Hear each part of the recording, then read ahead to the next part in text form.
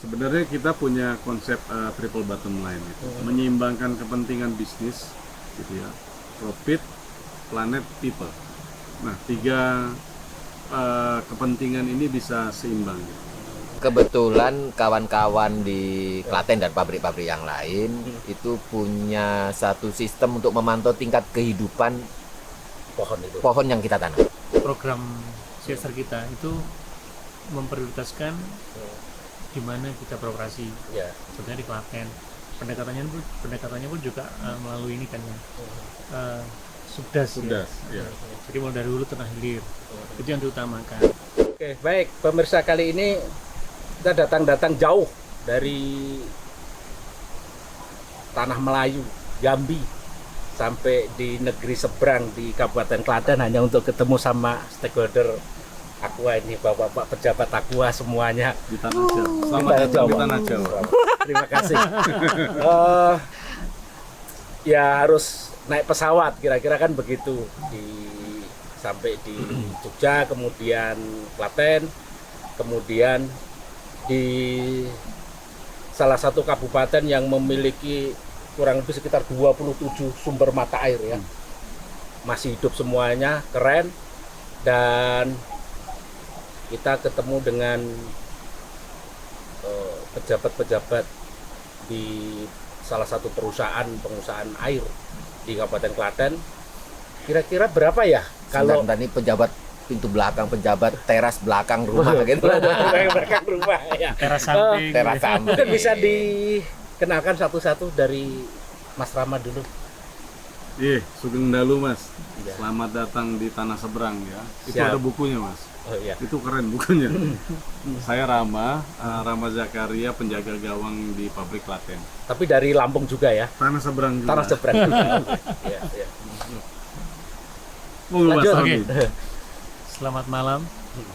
Rewang semua Agak gitu. halus ini ya. Ah, Rewang. oke. Ini rewang semuanya. Harus ini kurang meledak-ledak ya Mas. Oke. Saya Roni Rusdiansyah. Saya jagain komunikasi ya, corporate communication di Danau. Saya Darbo jagain mereka berdua. Berarti ada yang menjalankan, ada yang ngawasi gitu. Yo, kalau nggak gitu nakal soalnya. Cerita masa lalu soal Aqua, tetapi yang menarik kan begini, bahwa stok air minum secara nasional itu kan sampai dengan tahun ini itu kan masih yang paling besar kan Aqua ya. Amin. Nomor satu ya. Artinya memang dari sisi rasa, dari kandungan mineral dan sebagainya, oke deh. Dan saya bangga karena saya warga Klaten, dan bangga terhadap Aqua. Mungkin bisa diceritakan Mas soal apa ya? Di sini ada usaha kan gitu. Kemudian di sisi lain bagaimana harus menjalin komunikasi dengan warga masyarakat, bagaimana berinteraksi, dan artinya ya jalinan komunikasi, jalinan kerjasama, kemitraan dan sebagainya seperti apa? Iya. Siapa nih mau mulai nih? Terserah, silakan satu-satu atau nanti Yang ditambahkan. paling tua belakangan. Iya. Yang paling iya. tua. Yang paling nakal belakangan. Kita mulai dari yang tengah dulu. Monggo, Mas Roni. Di Bang Sampur. Oke. Kalau bicara Aqua, menarik sih. Kalau kita lihat nih ya produknya Aqua. Jadi Aqua sebagai produk. Ya. Ya kita tahu kalau sebagai produk ya produk hidrasi untuk menjaga kita terhidrasi ya, kebutuhan air bisa fokus seperti itu. Tapi di sisi lain kalau kita bicara Aqua sebagai sebagai korporasi, sebagai warga industri yang menjadi bagian dari di mana kita beroperasi, mungkin kita perlu komunikasikan bahwa kita sudah melakukan apa sebagai warga, kita sudah berbagi apa. Itu yang kalau kita bicara konteks komunikasi ada dua hal tersebut. Jadi yang pertama sebagai perusahaan, yang kedua sebagai produk itu sendiri. Itu sih Mas, mungkin sederhananya. Dan keduanya yang harus dijaga saling berimbang gitu. Siapa ini yang mau nambahkan nih? Mas Rama dulu mungkin nih. Karena penjaga Jagonya tadi Mas kita- Rahmat, jagonya. Saya ini hanya pendengar Ya. setia ini. Oh iya. Ya, kalau mungkin saya bicara dalam konteks ini ya, bagaimana Aqua itu kalau saya mencoba mencermati dan meresapi pertanyaannya Mas Iksan ini kan ini dalam gitu. Jadi bagaimana Aqua dalam menjalankan bisnisnya itu tidak berpikir, tidak berorientasi hanya profit. Gitu. Sebenarnya kita punya konsep triple bottom line itu, menyeimbangkan kepentingan bisnis, gitu ya, profit, planet, people. Nah, tiga kepentingan ini bisa seimbang. Gitu. Nah, Aqua sendiri dalam sejarahnya, bagaimana dia bisa mengimplementasikan dual komitmennya, komitmen gandanya. Gitu. Jadi kalau mau sukses secara bisnis itu harus jalan dengan inovasi sosial. Artinya masyarakat sekitarnya itu bisa terlibat dalam inovasi sosial. Nah, ini menjadi penting gitu. Sehingga bagaimana tiga kepentingan tadi bisa kita selaraskan dengan harmoni. Bukan begitu Mas Darbu? Oh bener banget, udah nggak usah ditambahin itu. Oh, nggak usah ditambah. Tapi ada satu hal nih. Tapi makasih banget Mas Iksan, kita dibilang tadi nomor 1 ya. Iya, apa secara stok nasional air minum itu Oh. kan Aqua penyumbang nomor 1. Oh gitu. 1,8 Cuma saya merasa masih miliar nomor liter atau 2. berapa kan gitu. Aqua tuh nomor 2. Oh, nomor 2. Iya, nomor 1 buat saya nih air zam-zam Mas. Oh gitu. Betul ya Gus ya? Mana Gus tadi? Oh, Gus saya tadi lagi pergi ya. Gini, kami memang berkomitmen untuk jalan selaras, industri jalan, lingkungan harus kami jaga, dan sosial juga tetap kami jaga. Jadi kami mencoba menyelaraskan 3 pilar ini untuk bisa jalan bersama-sama. Kalau kami tidak menjaga lingkungan, loh siapa yang mau menjaga? Orang kami mengambil sumber air juga dari lingkungan kok. Kalau kami tidak baik dengan sosial, karena kami juga bagian dari sosial. Kebetulan kami bagian sosial korporasi. Gitu. Ya, ya. Nah, moga-moga keselarasan ini tetap kami bisa bangun, tetap kami bisa jaga, dan kami bisa tingkatkan menjadi lebih baik. Sehingga keberadaan kami dari sisi bisnis tetap berjalan, dari sisi sosial tetap bermanfaat, dan dari sisi lingkungan dia bisa tetap sustain lingkungan kami. Sehingga sumber dayanya bisa tetap muter dan kami bisa tetap dapat sumber air yang baik dan bisa menyediakan produk untuk hidrasi yang terbaik buat seluruh masyarakat di Indonesia. Mungkin itu Mas. Kembali lagi ke soal ini bicara aliran airnya ya, yang pabriknya di Klaten. Ternyata kalau diurut itu kan aliran airnya ada di Boyolali, kira-kira kan begitu. Di Klaten sendiri ada persoalan penambangan yang luar biasa, di Boyolali juga sama. Ya. Apa yang dilakukan Aqua dari posisi hulu dan kemudian sampai ke anggaplah hilirnya di pabrik sini karena sumber mata airnya di sini. Itu kira-kira secara ini bisa digambarkan seperti apa? Ya, karena memang core bisnisnya Aqua ini adalah mengolah sumber daya air, gitu ya, produknya. Karena kami adalah perusahaan air minum dalam kemasan. Ya. Nah, untuk konteks Klaten contohnya, apa yang kami lakukan untuk sustainability, untuk keberlanjutan. Ini kita mengemasnya bentuk tanggung jawab sosial dan lingkungan itu dengan program payung yang kita sebut dengan Integrated Water Resource Management. Pengelolaan sumber daya air yang terintegrasi. Karena pengelolaan sumber daya air itu tidak bisa parsial di hulu saja, tengah saja atau hilir saja. Bagaimana ini bisa terintegrasi? Seperti tadi gitu. Upaya-upaya yang di atas itu ada banyak persoalan tantangan, tapi ada banyak tempat yang sebenarnya dengan kearifan lokalnya masih bisa terlindungi. Untuk kalaupun tetap akan melakukan upaya-upaya mining, penambangan itu bisa dilakukan dengan kaidah-kaidah yang ramah lingkungan juga. Gitu. Nah, dengan bagaimana mereka juga tetap comply terhadap regulasi yang ada, gitu-gitu. Nah, itu yang kita lakukan Mas dengan program payung. Upaya-upaya di hulu, karena kawasan ini kawasan yang penting untuk keberlanjutan kegiatan ekonomi di tengah dan di hilir. Tentu bukan hanya industri, ada banyak kegiatan ya. Nah, ini menjadi prioritas untuk kita jaga, untuk kita konservasi. Gitu. Perikanan, wisata, air, gitu, industri, rumah tangga, ini sangat dipengaruhi juga dengan perilaku, dengan perubahan degradasi dari wilayah yang ada di hulu ini. Nah, air masuk itu dari wilayah hulu, kemudian dia muncul secara hidrogeologis di wilayah tengah sampai hilir. Nah, ini menjadi hal yang tentu harus dijaga keberlanjutannya oleh banyak pihak. Konsentrasi di wilayah tengah tentu beda lagi nanti. Di hilir tentu musim tanam ketiga gitu.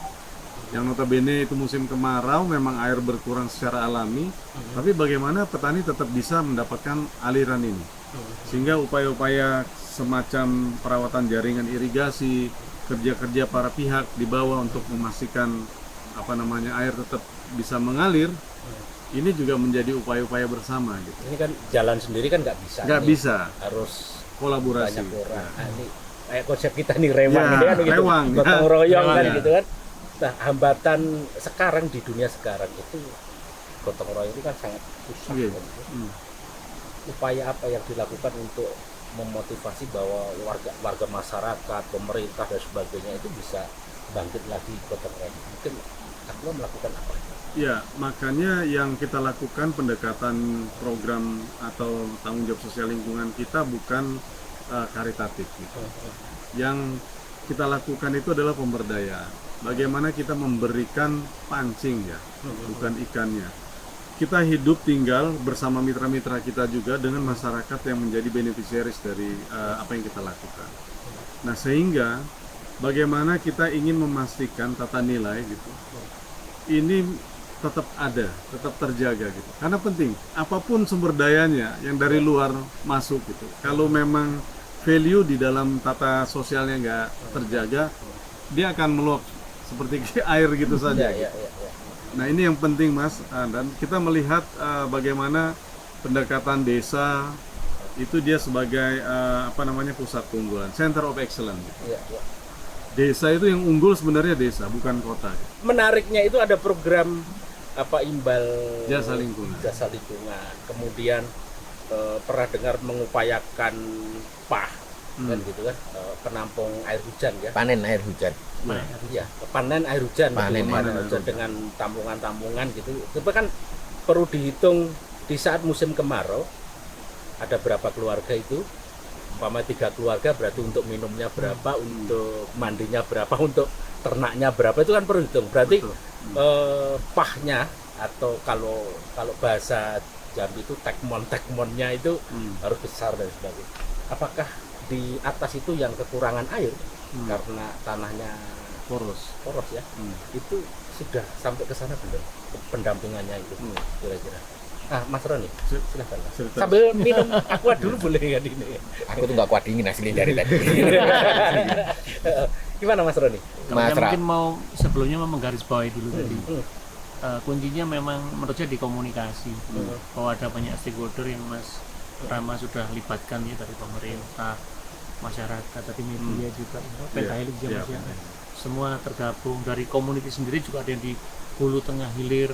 Mereka tidak saling tahu, mereka dapat manfaat, mereka bisa memberikan manfaat, tidak saling tahu kan. Nah, komunikasi itu dirangkai dalam satu forum yang koreksi saya Mas ya, Mas Rama, ada pusur institut di situ, jadi mereka bisa duduk dalam satu lembaga, dalam satu wadah yang bareng, tahu posisinya di hulu seperti apa, saling tahu di hilir seperti apa, posisinya sebagai government bagaimana, posisi sebagai komunitas, orang muda seperti apa. Itu mereka bisa saling berkomunikasi, bisa saling sharing, sehingga aktivitas yang mereka lakukan jadi itu tadi integrated. Aksi kolektifnya jadi terintegrasi karena mereka saling tahu, saling memahami. Kalau selama ini mungkin di hulu nggak tahu, di hilir nggak tahu, di hulu susah air gitu ya. Di hulu juga kalau aku ini misalkan tidak melakukan aktivitas konservasi di bawah kering air, padahal mereka bisa saling memberikan manfaat. Jadi mungkin menggarisbawahi bahwa komunikasi di antara stakeholder juga jadi hal penting untuk termasuk kan ada cerita gini, kalau kita bertamu ke atas itu pasti dia ngomongnya silahkan diminum tehnya, tetapi bukan dari air hujan ini itu gitu karena dia malu kan gitu. Cuman gerakan-gerakan di 5 tahun terakhir ini kan mereka bangga dengan air hujan. Silahkan minum Mas, ini dibuat dari air hujan kan itu. Artinya motivasi yang terus bahwa air hujan itu juga baik kan gitu kan. Artinya di saat mereka tidak punya kemampuan untuk menarik airnya dengan pahnya itu mereka juga bisa tidak masalah kan gitu kan. Iya. Hanya kecenderungan asam. Iya. Kemudian ada gerakan-gerakan di sini juga mengubah asam menjadi basa dan sebagainya dari banyu langit kan gitu Banyu dari langit, air hujan. iya. Itu menarik. Nah, aku pernah dengar gitu. Aqua juga melakukan penanaman di pohon-pohon banyak dan gitu. Dan ada statement bukan berapa jumlah kami menanam, tapi berapa tanaman yang hidup kira-kira begitu. Iya, Itu mungkin bisa iya. diceritakan sekarang kondisi tanaman sudah sampai seperti apa itu? yang terbuka. Ya setiap tahun sih utamanya Klaten juga punya program untuk nanam pohon Mas. Jumlahnya nanti Mas Rama lah bisa menyebutkan jumlahnya berapa. Saya takut karena menyangkut angka ini nanti saya salah bisa dikomplain sama Ya Mas bisa Rama. dikatakan sekarang hidup besok mati karena ditebang orang. Jadi kebetulan kawan-kawan di Klaten dan pabrik-pabrik yang lain itu punya satu sistem untuk memantau tingkat kehidupan pohon itu. pohon yang kita tanam menggunakan jejain ya. Jadi kita bisa melihat tanaman ini hidup atau tidak. Kalau misalkan hidup, kelembapan di sekitarnya berapa, pertumbuhannya seperti apa, kita bisa pantau dari data yang ada di jejain. Jadi data ini sebetulnya cukup seperti realcon gitu. Selama orang mau mengupdate, langsung terupdate situasinya, sehingga kita bisa memantau tingkat kehidupannya si pohon itu. Kalau butuh mati, segera ditanam kembali dan kita bisa cek lagi, dimasukkan ke database-nya si jejain. Menurut saya ini bisa direplikasi untuk siapapun, karena pada hakikatnya salah satu upaya kita untuk menyelamatkan sumber daya air kan dengan menanam pohon. Walaupun tadi ada yang dengan cara lain mungkin buat sumur resapan, membuat sumur imbuhan, bikin Dan menanam pohon itu kan menabung air kan gitu. dan menanam pohon ada dua hal, satu menambung air, dan yang kedua kita akan meningkatkan persediaan oksigen untuk kita semua. Mungkin itu yang bisa. Kalau soal jumlah, Mas Rama jauh lebih tahu ya. Yang nanam Dewan Bambu Nusantara itu mengatakan setiap tanam bambu tingginya 11 meter, Ya, setiap ruas itu mampu menampung air berapa liter gitu Ya. berapa liter sampai kemudian dia habis sampai mendekati mau hujan lagi. Itu juga keren dan saya lebih cenderung ke kultur jaringan yang dilakukan Aqua itu kemudian sekarang sudah petani-petani ya yang menjalankan. Itu seperti apa untuk kultur jaringan itu mungkin bisa disampaikan. Awalnya memang kultur jaringan ini kita lakukan di wilayah tengah ya. Kita tidak lepas dari bentang alam Subdas Busur ini. Karena memang titik ikatnya adalah Subdas gitu. Ya. Nah, kultur jaringan labnya, laboratoriumnya ini awalnya memang kita lakukan di wilayah tengah. Di salah satu sekolah lapang pertanian kita. Nah, saat ini karena memang kebutuhan setiap tahun, komitmen kita tadi yang disampaikan Mas Darbo untuk melakukan penanaman setiap tahun. Nah, bagaimana sebenarnya masyarakat di hulu juga bisa menyediakan ada nursery ground yang memang mereka bisa ini ya, pembibitan yang mereka bisa lakukan sendiri. Nah, salah satunya sekarang kita kembangin kultur jaringannya ada di atas, ada di lereng Merapi gitu. Sehingga mereka bisa mengembangkan dari pisang, kemudian tadi bambu-bambuan. Kita dilatih memang dari teman-teman peneliti kehutanan yang ada di Jogja gitu, untuk meneliti, kemudian khusus untuk tanaman-tanaman buah gitu, pisang itu dilakukan juga oleh teman-teman perkebunan Yogyakarta. Nah, mereka sekarang sedang mengembangkan. Jadi baru yang wilayah masyarakat Hulu baru mulai mencoba untuk melakukan perbanyakan dengan sistem kultur jaringan di Hulu. Dan nantinya akan PB karena di atas kita sedang bangun CLC namanya Mas. CLC itu Community Learning Center gitu. Jadi kayak tempat saung untuk belajar bersama gitu. Siapapun boleh belajar stay di sana. Sekolah lapang gitu ya. Sekolah lapang gitu model gitu. tapi sementara ini lebih fokus untuk tanaman-tanaman endemik ya di sana ya. Di Merapi karena Ya, karena tanaman-tanaman endemik Merapi karena ada beberapa kalau pas musim salah ngomong nih. Pas bencana. Sedang ada bencana, kadang-kadang beberapa jenis tanaman tertentu kena bencana dan berpotensi untuk sulit lagi kita Kayak dapatkan. Liandra apa sejenis itu. Ya. Jadi beberapa tanaman kita oleh masyarakat itu dibikin sebagai praktek kultur jaringannya. Yang menarik itu kemarin saya pernah dengar gitu kan, Aqua mulai masuk, saya sebut Aqua gitu aja ya. Aqua mulai masuk tidak hanya di tataran pendampingan atau menyalurkan CSR, tapi masuk sudah mulai menghubungkan antara home industri atau UMKM dengan pabrikan, atau umpamanya kemarin pernah ada program penanaman kedelai kan gitu kan. Kemudian dari petani kemudian dibeli oleh pabrik industri tahu atau tempe kan gitu. Itu ceritanya seperti apa itu? Atau kemudian program real apakah sudah arah ke sana atau masih hanya bantuan-bantuan gitu? Itu tadi, karena pendekatan kita bukan pendekatan karitatif ya Mas. Jadi kita itu lebih ke community development gitu. Nah, salah satu yang tadi Mas Ihsan sebutkan untuk bagaimana sebenarnya kita masih demplot menyebutnya.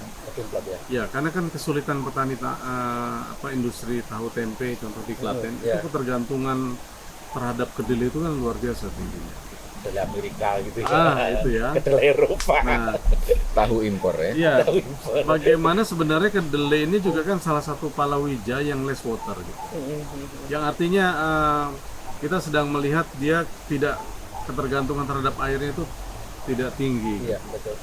Nah, kalau ini bisa dikembangkan menjadi salah satu model dari plot-plot yang ada di wilayah Tengah Sudah Susur, dan di sini ada industri mitra kita juga Tahu Sari. Tahu Sehat Sari itu ya. Tahu Sehat Sari. Nah, ini juga bagaimana kalau memang ini bisa berhasil, budidayanya bisa dilakukan sebagai pengganti dalam rotasi tanamnya gitu dengan sistem pertanian regeneratif gitu. Nah, ini juga kita bisa mencontohkan dengan mitra kita yang ada di tengah ini dengan Tahu Sehat Sari ini gitu. Jadi kita skalanya masih demplot Mas gitu. Sebentar, gimana gambaran kemarin? Berhasil atau enggak, kesulitan dari gimana? beberapa jenis yang dilakukan oleh teman-teman kemitraan kita dengan Tahu Sari itu ada beberapa paritas yang ternyata karena didampingin juga ya oleh teman-teman pertanian UGM ini punya produksi yang lebih baik gitu. Cuman ketika ini direplikasi kepada petani di sekitarnya, mereka tuh belum yakin. Gitu. Jadi kita masih melihat demplot ini sebagai tempat belajar bersama. Bapak saya dulu kalau tak bilangin saya dapat ilmu apa gitu soal tanam jagung, aku dulu tanam begini aja sudah hidup. Kira-kira masih begitu petani. Padahal harusnya gini-gini, tapi aku dulu itu nanam padi gini aja sudah hidup kok kan gitu. Sudah hasil banyak gitu.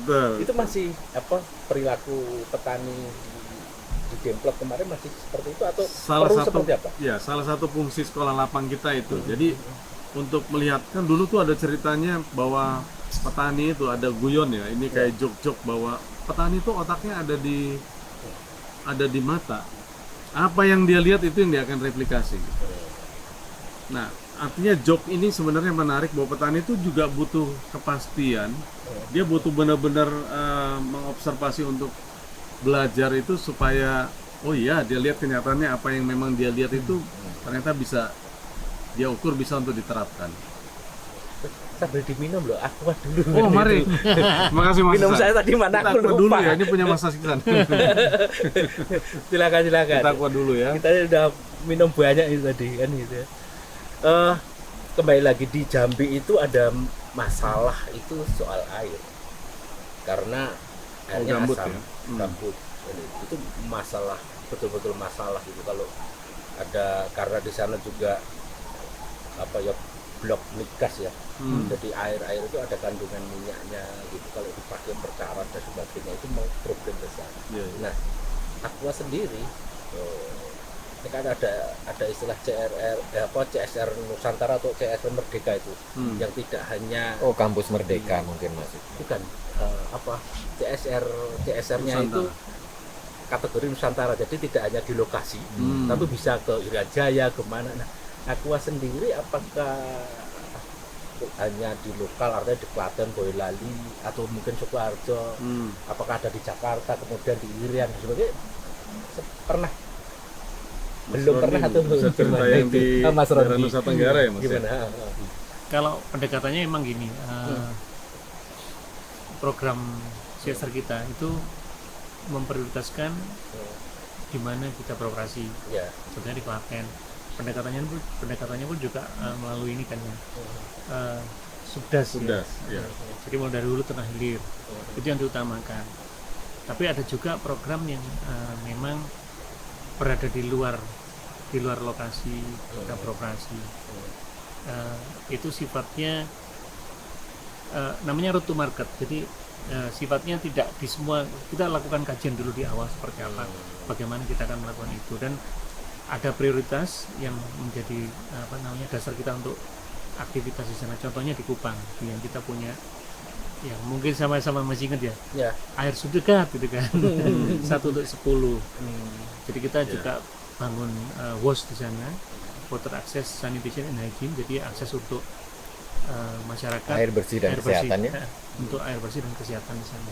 Sanitasinya juga kita dorong. Ini tujuannya sih selain kita memberikan manfaat untuk warga di sana, juga menggerakkan sektor lain bisa melakukan hal yang sama. Jadi ya inspiring lah ya. Kita biar tidak bergerak sendiri, kalau kita bisa lakukan bersama-sama, rasanya akan ada lebih banyak yang bisa menerima manfaat gitu sih. Gitu sih Mas. Baik, pemirsa, kali ini kita cukupkan dulu biar besok kita masih diundang lagi. Dibelikan tiket, diundang kan kira-kira begitu untuk bisa ngobrol dengan stakeholder PT Tirta Investama di Kabupaten Klaten. Terima kasih Mas Rama, Mas Roni, Mas Darbo, Mas Mas Iksan, Boyonan ini kan Mas gitu Sulit. ya. Teman-teman di Jambi, dari Nganjuk, dari Ponorogo, beliaunya ini dari Jepang. Cuman saya tadi agak terengah pada manakala jenengan menyampaikan air di tempat saya itu asam. Iya. Saya bertahun-tahun minum air asam di Kalimantan. Iya. Karena gambutnya sama-sama gambut. Iya. pakai sabunan tuh kok sama-sama. nggak muntuk gitu Mas. Ini Izin terus. kelihatannya kok nggak bersih-bersih ya. Air gitu. sadar. Ya, tapi yang mesti dinikmati. Ini yang kebetulan keluarganya Banjar juga. Nah, gitu. kok nggak ada ini Ya, karena sih. di sana gitu. tuh Iya. di Jambi juga banyak, dari Banjar banyak. Iya. Ya, moga-moga ini jadi pertemanan dan persahabatan yang baik. Kita bisa saling memberi masukan, kasih masukan kami, kasih kritik kami. Jika ada sesuatu yang bisa disampaikan untuk membuat kami menjadi lebih baik, tolong disampaikan. Ya. Kawan-kawan kritik silakan. Iya. Ya. Ini krunya udah pada ngantuk. Terima kasih. Salam rewang, salam persaudaraan, salam gotong royong. Terima kasih.